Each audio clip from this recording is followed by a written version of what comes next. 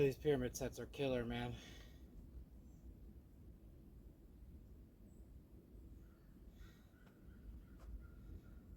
The intensity is really deceptive. It's like nothing when you're doing the warm-up sets, and then at the top it gets really hard, and then you're like, how am I even gonna get back down from here?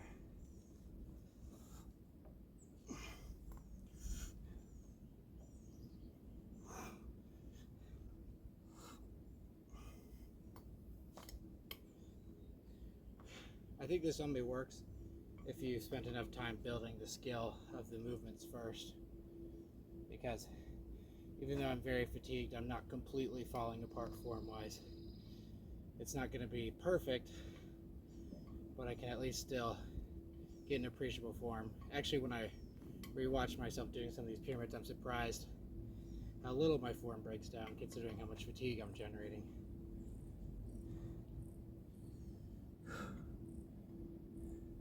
And that's really the purpose of this versus just straight sets, is there's less form breakdown. I can kind of keep that technique groove that I've been building for a long time. You never want to just break stuff down for the sake of reps. Oh my god, my chest. It's like really painfully contracting.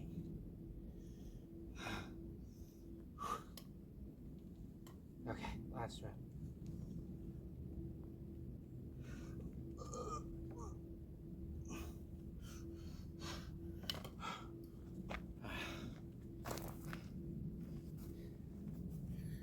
You can see here, definitely in the triceps and a little bit in the pecs, what's happening. When it comes to these high rep sets, I don't like to do too much accessory work afterwards because I just don't have that much left.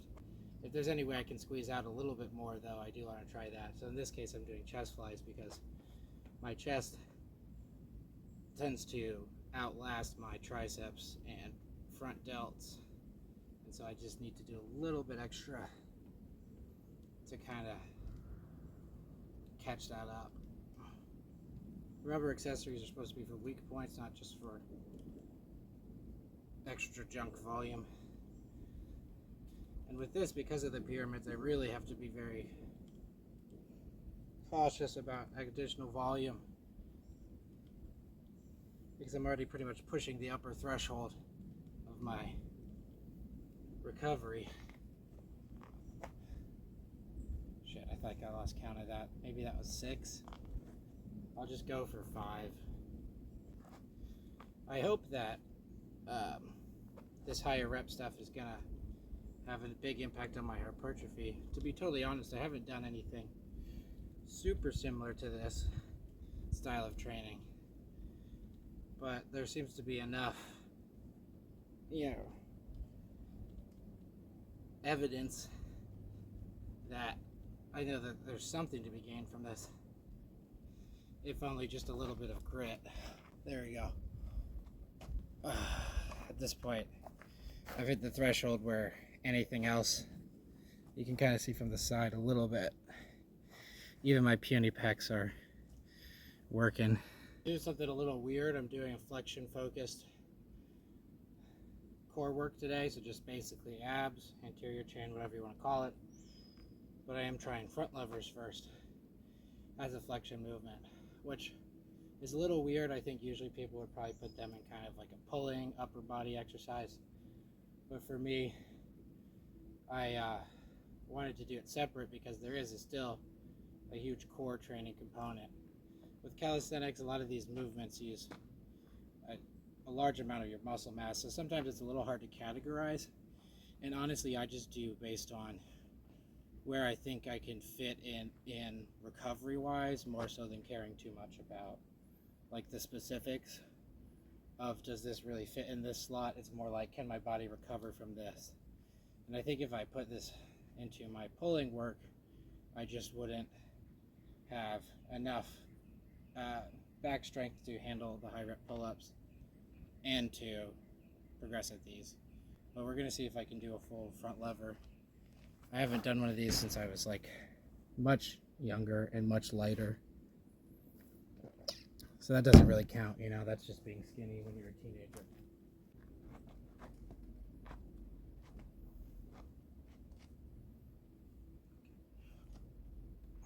Holy shit. Okay, so that was a little questionable. I don't know if you could tell from the video, but I could feel that I was kind of like piked forward a little bit. So rather than being a straight hollow body, I felt like my hips creased a little. So I don't think I would call that a full front lever, but it's definitely the closest I've been. Definitely a good intermediate progression is just doing the one leg. So one leg tuck, one leg straight out. And it just gives you a feeling of what the leverage is like, because really you get to that point where it's really a balancing act and your muscles have to work pretty hard just to kind of keep you stable. All right, let's try one more time, see if I can get a better one for a thumbnail.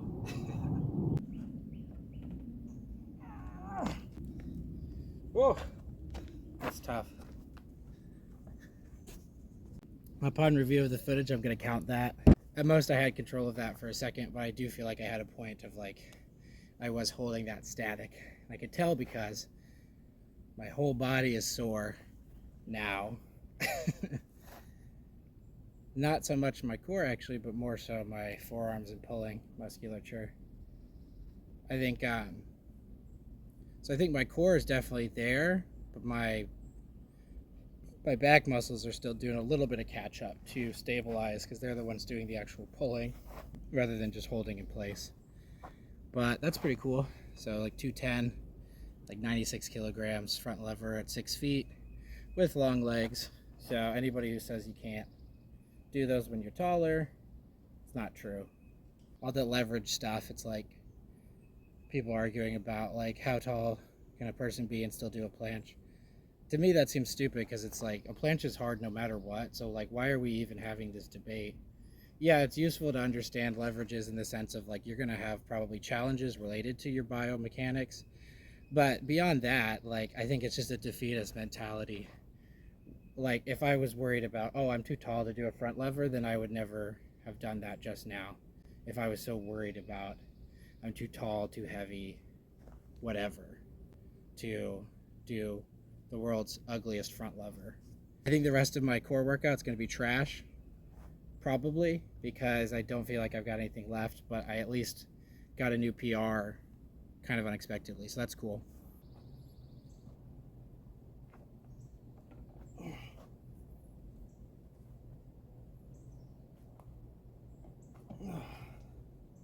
Oh, God, okay, yeah, there we go. Now I feel it. I just got like a horrific oblique cramp. Ugh. Thank God.